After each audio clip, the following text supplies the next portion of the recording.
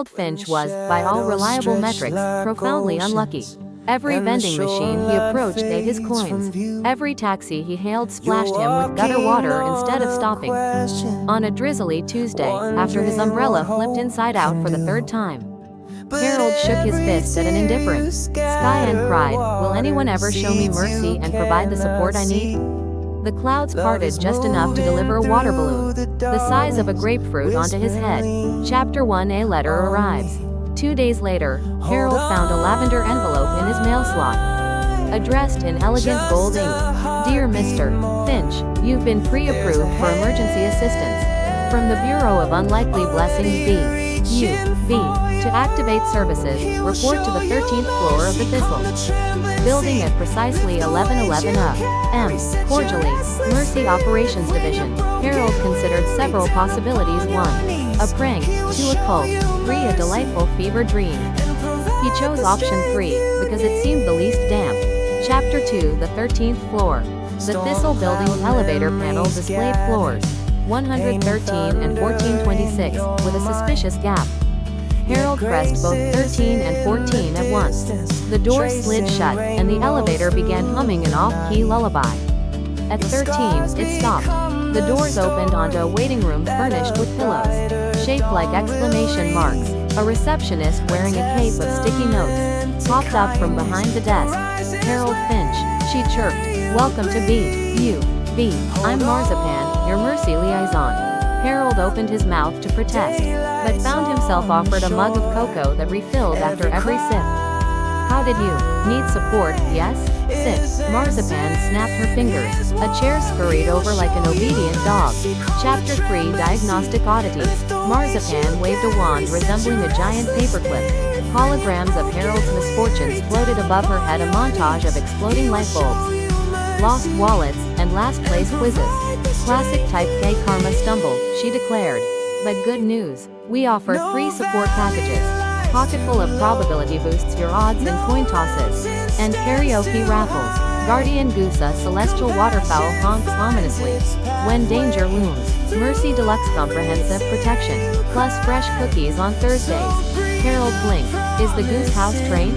"Mostly," Marzipan said, wiggling her eyebrows. "But for humanity's sake, I recommend Mercy Deluxe." Chapter 4. The trial period. Marzipan handed Harold a shimmering token. "Activate by saying, 'I accept the mercy I need.' It expires at midnight unless you formalize the contract." Harold left the building skeptical but curious. Outside, he saw a bicyclist barreling toward an open manhole. Instinctively, Harold shouted, "I accept the mercy I need." Time hiccuped. The bicycle's chain snapped, momentum steered rider and bike harmlessly onto a mattress, inexplicably being wheeled by 2 nuns. The rider thanked the nuns, who winked at Harold and hurried off. Moments later, a street vendor offered Harold a free umbrella, windproof, waterproof, and supposedly gossip-proof. "Special promo," the vendor said, "for people on the up and up." Chapter 5. The clause. That night, Harold returned to B.U.B. to sign the contract. He skimmed the parchment until one clause made him freeze. Section 7. Beneficiary must extend mercy to at least 1 other soul per lunar cycle, lest benefits lapse. "Catch," he murmured. Marzipan nodded. "Mercy flows both ways. Support received must become support given. Quantum reciprocity, very trendy." Harold thought of all his frustration. The water balloons, the flipped umbrellas. Maybe misfortune had never been about punishment. Maybe it was a prolonged nudge toward empathy. He signed. Chapter 6. Pay it forward with pie. The next morning, Harold noticed Mrs. Delaney, the crotchety neighbor, who yelled at pigeons, struggling with grocery bags. Remembering Section 7, he offered help. She scowled. "Why the sudden kindness?" Harold shrugged. "Everyone deserves a little mercy."